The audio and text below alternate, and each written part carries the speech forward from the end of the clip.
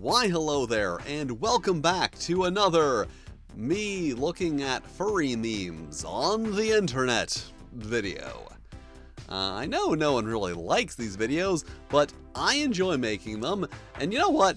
I just made 4 videos on Fatal, totaling like 3 hours in length, so I think I deserve to, take a little break and make a silly furry meme video.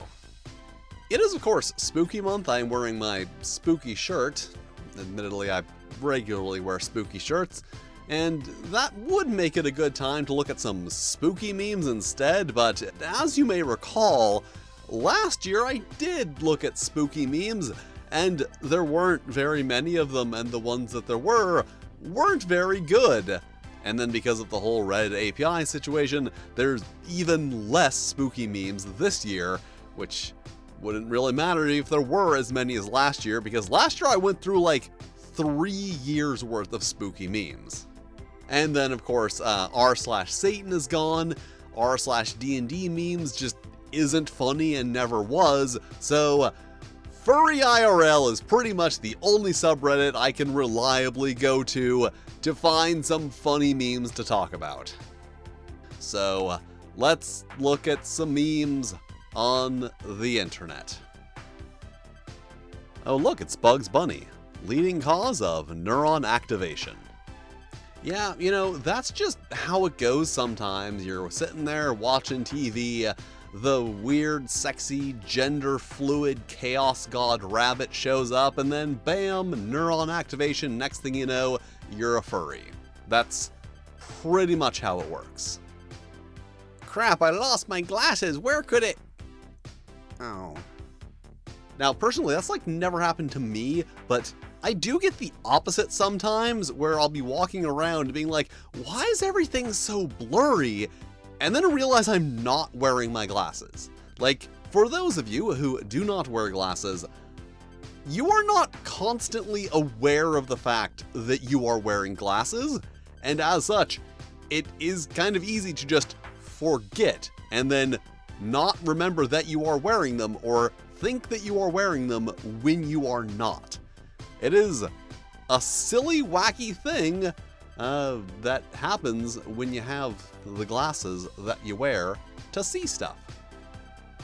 Sorry, I can't go. I'm an inside cat. Oh man, you see, cat furries have the best excuse to get out of any social situation. Because as we all know, all social situations are just terrible, but yet we subject ourselves to them because we think that everyone else enjoys them and we are the only ones who are feeling weird and uncomfortable with the whole thing and would rather just be at home. But no, it's actually everyone. Nobody wants to be there, and they're all just pretending. Hey, cat furries. Boo.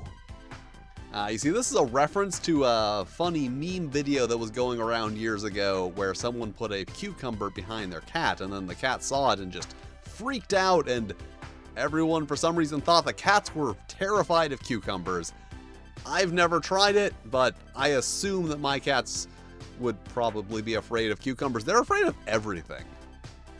IRL versus online. Yeah, that's just the way it works. Everyone is sexier online. I mean, y'all think I'm just this sexy all the time? Well, I mean, I am. Like, I'm this sexy all the time, but other people are sexier online than they are in real life. I'm the exception that proves the rule.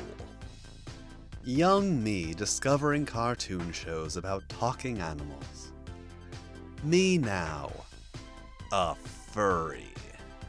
As I mentioned earlier, that's how it goes. You start watching the shows with the cartoon animals, perhaps, as mentioned, the gender-fluid chaos rabbit, and then you become a furry. And it's just an unavoidable thing that happens. It's just, you can't avoid it. I mean, I've managed to avoid it, but also, as Furries mentioned, I am an exception to most rules. I'm just that cool that, rules just don't apply to me. just a cool rebel outsider. It's, you know, it's a heavy burden to bear, but I must bear it for the betterment of all humanity. Oh, you're a furry artist? You must be loaded. Me. I have 15 cents, a paper clip, a ball of lint, and a half-eaten Skittle. Oh dang, that guy's got a half-eaten Skittle? He's doing way better than the rest of us. Yeah, the monetary rewards for being a furry artist are more than a little exaggerated by people on the internet.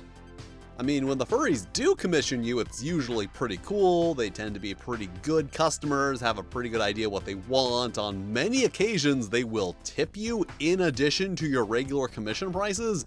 And let's be honest, there are also quite a few bad commissioners in the furry fandom. But yeah, overall, this weird fantasy that all these pretentious artists who've managed to convince themselves that the only reason they're not successful is because they refuse to draw furry art out of some bizarre sense of morals, when in reality they just can't? No, drawing furry art is not an instant path to financial success. And as long as I'm on the topic, drawing adult art is also not an instant path to financial success.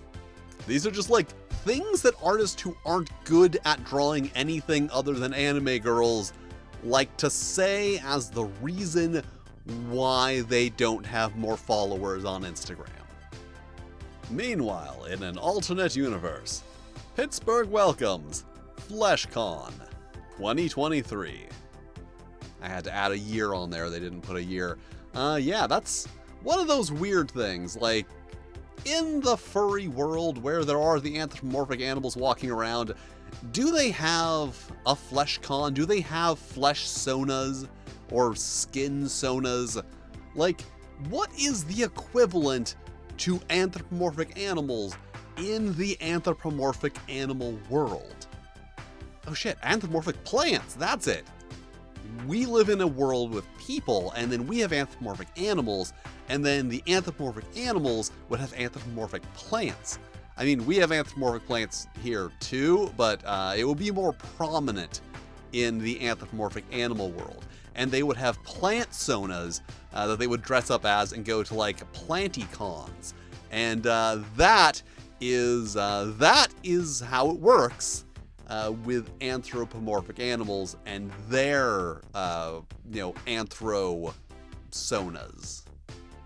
Nothing I say ever has or ever will make sense. The 5G national emergency alert just went off. What is happening to me? You know, I don't know about anyone else, but I'm starting to get a little annoyed at the lack of side effects from the COVID vaccine, because, like, we've been promised all these crazy side effects, like turning into a crocodile or turning into a zombie, and so far, none of them have happened, and overall, I'm just feeling, like a little ripped off. People on the internet promised that all these things were going to happen, and so far, they're batting like 0. Fun fact, did you know... Hey guys, did you know that in terms of etc., I honestly really find the Vaporeon copy pasta to be very interesting in terms of memeology. Because if I say the phrase, did you know that in terms of, a large amount of people will understand that I'm referencing that specific thing, and other people will have no idea what I'm talking about. But then if you put an actual Vaporeon in there, you can be even more subtle. Like, this one just says, did you know? But personally, I think, hey guys, with a picture of a Vaporeon is the best way to suggest the Vaporeon copy pasta. Because to most people, it's just a Vaporeon and hey guys. And it is like the minimum amount of information that you can use to imply this entire weird internet thing. The way we communicate on the internet is very interesting and should be studied more by linguists. Linguists is someone who studies language, not linguisticists. Me, born too early to explore space, born too late to explore the Earth, born just in time for femboys in thigh highs.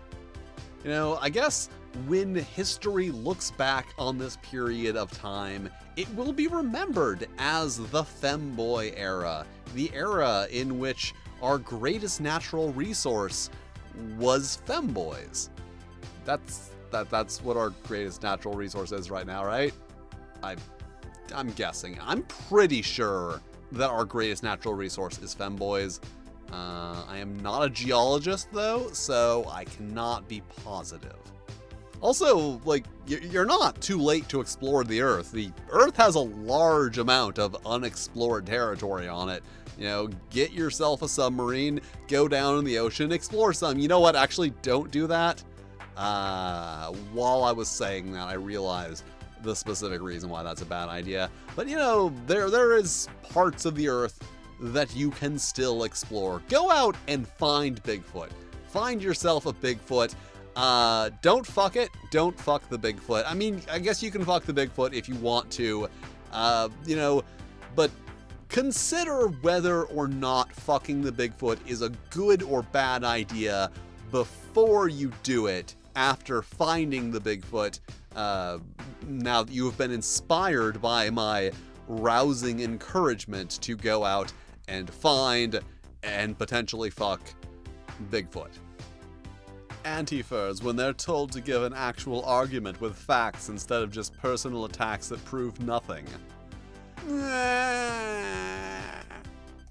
What facts are they supposed to give? Like, what factual arguments are anti-furry peoples trying to make? The only factual argument I can think of about furries is that they bring an obscene amount of money into Pittsburgh every year for Anthrocon. And that's a good thing if you are a local Pittsburgh business owner. If you are not, you're probably indifferent on the amount of money that furries bring into Pittsburgh every year for Anthrocon. But yeah, point is, there are no facts to be brought up because they aren't actually making any arguments other than furries are cringe and like, yeah, furries are cringe. That's a thing. Everyone's cringe. Gamers are cringe. Anime fans are super cringe. Like, you ever seen sports fans? God, those are like super, super cringe. Everyone is cringe. Once again, except me, I am the one exception. Dogs before conquered the Americas, fought in battles, wore armor, can do push-ups. Dogs now. Ooh, woo. Well, you know, as I said, we are in a different era now than we were before, and the dogs now, they ooh-woo instead of wearing armor and doing push-ups. That's just the way that history progresses and cultures shift and change. It's a thing that's been happening since the dawn of time. I mean, it's mostly been happening since, like, humans showed up and started having, like, societies and cultures and stuff. And then the internet made it go way faster.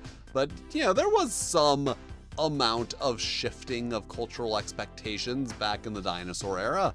There was a whole TV show about it. It was called Dinosaurs. It was about dinosaurs. Had one of the most depressing endings of any TV show ever. I'm not going to get into it, but you can look it up. On the internet. Colorful furries getting ready every day. Hey, you know, you gotta put in the work and dedicate yourself to the aesthetic. If you want to pull off the look, you can't just show up. You gotta put in the work. That is what is required to be a fabulous light blue or purple or green dog. Not like Green Dog, the beach surfer dude. That is a whole different thing. Hey guys, did you know that Vaporeon has just been announced as the official mascot of Japan's Water Day on August 1st? What, did you think I was gonna say something else? Taking a quick peek at the furry fandom, out of curiosity. Becoming a furry. As I keep pointing out, yeah, that's just how it happens. You get exposed to the funny animals and suddenly you're like, damn, I love them funny animals. If only I had like my own funny animal character that I could use to represent myself on the internet and possibly in person via a very expensive costume. And then bam, you're a furry before you know it. These are the dangers of our modern electronic life. You just are constantly in danger of being seduced into all of these really cool fandoms. Furries win dragons. Oh man, I was a little worried there for a second. I thought we weren't going to get a vor meme in this video, but we did. I'm very, very glad because I like to have at least one vor meme in each video. It's a funny running gag. I mean, it's not funny, but it is a running gag. And that is it for this particular video looking at the furry memes.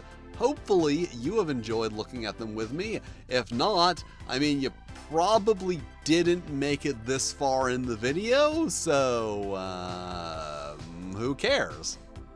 Obviously, as I may have alluded to earlier, I am a bit burned out from all of the Fatal videos I did coming right off the back of all of the Warhammer Fantasy roleplay videos, so I am still trying to get back into, getting the content rolling, so you got this.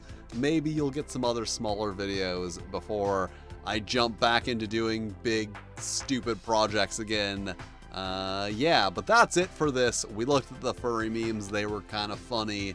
I made commentary on them. We all laughed. It was great. And thank you for watching, with extra special thanks to my Fightin' Flail Snails, Broken Unicorn, Randy Mulholland, and Toshi Rokuro. If you'd like to be cool like them, check out my Patreon, where you can get early access to videos and fun stuff that I make for the Patreon.